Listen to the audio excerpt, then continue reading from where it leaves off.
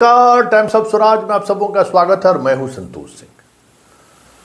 आज दोपहर में सो गए और सोकर अभी उठे हैं।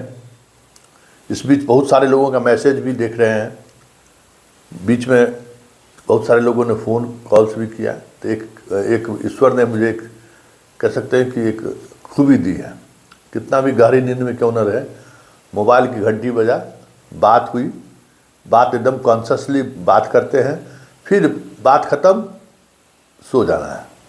इस बीच में कई लोगों का फ़ोन भी आया।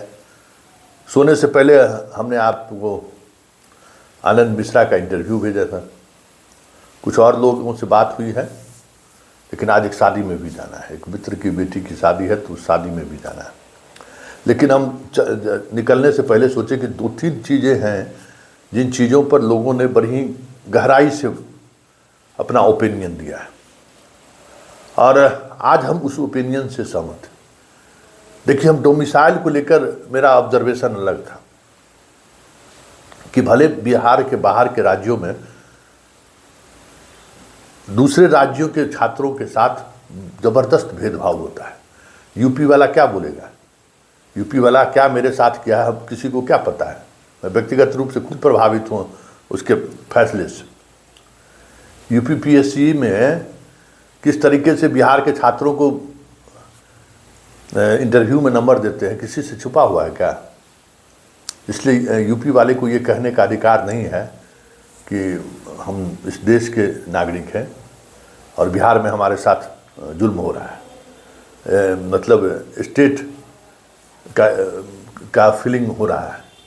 ऐसा नहीं, ऐसा कहने वाले जो लोग हैं, ज़रा पता करिए कि आपके राज्यों में अन्य राज्यों के बारे के छात्रों के साथ क्या व्यवहार हो रहा है। कम से कम बिहार में तो जुडिशियरी में, प्रोफेसरशिप में और अब टीचर में जितने लोग यूपी के हैं, हमें नहीं लगता है कि इसका आधा से भी आधा 25% भी बिहार के लोग वहाँ होंगे। जितना वाइस चांसलर यूपी का बना है बिहार में नीतीश कुमार के शासनकाल में, हमें नहीं लगता है कि उतना वाइस चांसलर बिहार का कभी यूपी में बना भी होगा। तो ठीक है, चलिए, कोई बात नहीं है। एक्सचेंज होना चाहिए, एक्सचेंज ऑफ नॉलेज, उसके हम पक्षधर हैं। इसलिए हम डोमिसाइल को लेकर असहमति मैंने जताया था। कई स्टूडेंट एसोसिएशन ने भी हमसे कहा कि सर आप इस पर अपनी बात रखिए, खबर बनाइए। तो उस दौर में भी मैंने इसका पक्षधर नहीं था कि नहीं आना चाहिए, प्रतिभा आए, बच्चों को पढ़ाना है, इसमें क्या है।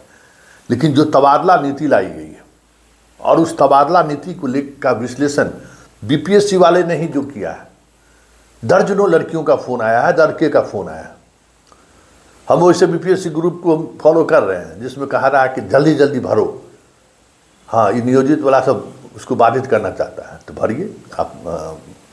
हाथ कंगन का आरसी क्या लिखे, फिर क्या कहते हैं, पढ़े लिखे को फारसी क्या? आप तो भाई पढ़े लिखे हैं, आप कुछ भी समझ सकते हैं चीज़ों को। लेकिन एक बड़ी बात है, अब आप बताइए कि ऑप्शन में आप क्या दे रहे हैं? बिहार के स्टूडेंट शहर में उसकी पोस्टिंग ही नहीं हो सकती है।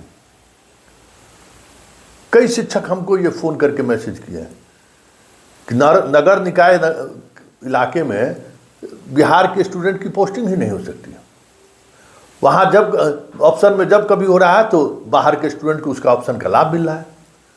मतलब एक तो बॉर्डर का लाभ आप दे रहे हैं, दे ही रहे हैं, ठीक है, अच्छी बात है। घर के पास रहेंगे तो थोड़ा आने जाने में सहूलियत होगी, इसके भी हम पक्षधर हैं। ये अगर ये उद्देश्य है तो खुलकर सरकार को बोलनी चाहिए कि जो बाहर के स्टूडेंट हमारे पास आए हैं, जो शिक्षक बने हैं, वो आसपास रहेंगे तो घर आने जाने में सुविधा होगी।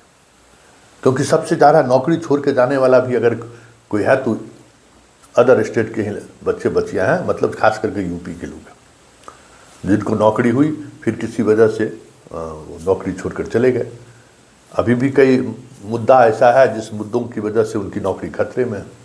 वो सब बातें चल ही रहे हैं। आप देख ही रहे हैं कि 4000 से अधिक शिक्षकों पर गाज गिरा है, जिसमें 99.9% यूपी की लड़कियां हैं। तो सवाल ये नहीं है, आप ये जो प्रबंध किए हैं, आप बताइए कि जो बीपीएससी वाला ही जो लड़का है, नगर निगम और नगर निकाय का जो इलाका है, उस इलाके में फॉर्म नहीं भर सकता है। ये कई लोगों ने फॉर्म फिलअप करने के दौरान जो उन्हें कठिनाइयाँ हुई है उसके बाद उसने कहा है। तो ये तो वाकई में ज्यादती है ना, सीधे तौर पर ज्यादती है कि भाई होम स्टेट वाले को आप शहर में पोस्टिंग नहीं देंगे, होम स्टेट वाले को जो है सब, आप जो मान लीजिए कि पति पत्नी है उसको भी आप उसी तरीके से कर रहे हैं। इसका मतलब क्या है? तो हम तमाम ऐसे स्टूडेंट जो यूपी से हैं, आप जाइए, स्वागत है, आप आइए, बहुत अच्छी बात है कि आप पढ़ाने के लिए बिहार आए हैं, बिहार में स्वागत है। और हम कई मुद्दों पर यूपी के लड़कियों के साथ, लड़कों के साथ मैं खड़ा भी रहा हूँ, खबर के माध्यम से भी और व्यक्तिगत माध्यम से भी। बहुत सारे लोग यूपी के हमसे बात करते थे। लेकिन ये जो निर्णय है तबादले नीति को लेकर, जो ये बातें अब छन कर सामने आ रही हैं कि ये पूरी तौर पे लाभ अगर किसी जमात को अगर मिल रहा है तो वो है अदर स्टेट वाले को, और उसमें सबसे ज़्यादा यूपी के लड़के लड़कियां हैं। 10 अनुमंडल में भी लाभ उसी को मिल रहा है, अनुमंडल नहीं शहरी निकाय में अगर आप चाहते हैं तो वहाँ भी उसी को लाभ दिया जा रहा है। तो ये अब जिन सवालों को मैंने डे फर्स्ट से उठाया था कि इस तबादले नीति के पीछे एक बड़ा साजिश है, या यूँ कहें कि इस तबादले नीति के सहारे एक खास तरीके की चीज़ों को साधने की कोशिश है। ऐसे में ये सवाल उठना लाजमी है, क्या यूपी के स्टूडेंट को बिहार में लाकर एक खास वर्ग के छात्र छात्राओं को बाहर रखने की साजिश तो नहीं रची गई? एक खास वर्ग के छात्र छात्राओं के को राष्ट्रीय फलक पर कंपटीशन में शामिल करके उनके अनुपात को कम नहीं किया गया है? कई तरह के सवाल उठ रहे हैं, लोगों ने ये मुझसे सवाल किया, इसलिए मैं भी सवाल कर रहा हूँ। क्योंकि जितने भी अदर स्टेट के लड़के लड़कियाँ आई हैं वो जनरल कोटा में उसकी बहाली हुई है, और फाइट उसको जनरल कोटे से करना। भले आप अप्रत्यक्ष तौर पर उसको रिजर्वेशन का लाभ आप दे दिए, जिसमें आप बुरी तरह से फंस रहे हैं, वो भी इंडिकेट कर रहा है कि पीछे गहरी साजिश। और अब पोस्टिंग में जिस तरीके से खेल खेला जा रहा है वो उन तमाम मान्यताओं को पर मोहर लगा रहा है जिसकी चर्चा बहाली के दिन से ही ये शुरू हो गई थी कि खास स्टेट वाले को विशेष तवज्जो दिया जा रहा है।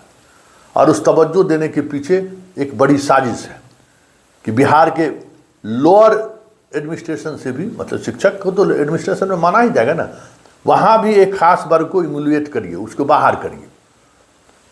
जैसे वाइस चांसलर के भी नियुक्ति में क्या कर रहे हैं ये लोग, वाइस चांसलर की नियुक्ति में भी खेल देखिएगा तो यही खेल इनका है। तो क्या अब ये माना जाए कि ये सारी कवायद मुख्यमंत्री के संज्ञान में तो नहीं हो रहा है? क्योंकि ये सीधा सीधा आरोप मुख्यमंत्री सचिवालय पर नहीं, मुख्यमंत्री पर है कि बगैर आपकी जानकारी के ये कैसे संभव है। और अगर संभव है तो संवाद होना चाहिए, बातें होनी चाहिए, चर्चा होनी चाहिए कि इसके पीछे मंशा क्या है, इसके पीछे सोच किसका है, इसके पीछे नज़रिया क्या है सरकार को। सिर्फ बिहार से वोट आप नहीं लीजिएगा ना, वोट के साथ वोट लीजिएगा बिहार से, और ख्याल रखिएगा पड़ोसी मुल्क का, पड़ोसी राज्य का। ये कैसे हो सकता है? इसलिए तमाम जो इस वीडियो को देख रहे हैं, आप अपनी हमें राय भेजिए। क्या हमारे राय से आप असहमत हैं? क्योंकि ये राय आप शिक्षकों के फीडबैक से ही हमने बनाया है। तो क्या ये सही है? क्या वाकई में एक बड़ी साजिश का नतीजा है? क्या वाकई में कहीं न कहीं एक खास वर्ग को बिहार में लाया गया और उसको इस शर्त पे लाया गया कि आओ ना, हम फिर तुमको जगह पर बिठा देंगे, कोई बिहार कहीं कोई दिक्कत नहीं होगा, पाठक नहीं सुन रहा है तो कोई बात नहीं, पाठक के जाते ही सब कुछ ठीक हो जाएगा। तो क्या ये सब कुछ उस खास वर्ग को खुश करने के लिए तो नहीं हो रहा है? उम्मीद करते हैं आपकी प्रतिक्रिया जरूर आएगी, और उस प्रतिक्रिया के सहारे सरकार और नीतीश कुमार को घेरने का मौका भी मुझे मिलेगा।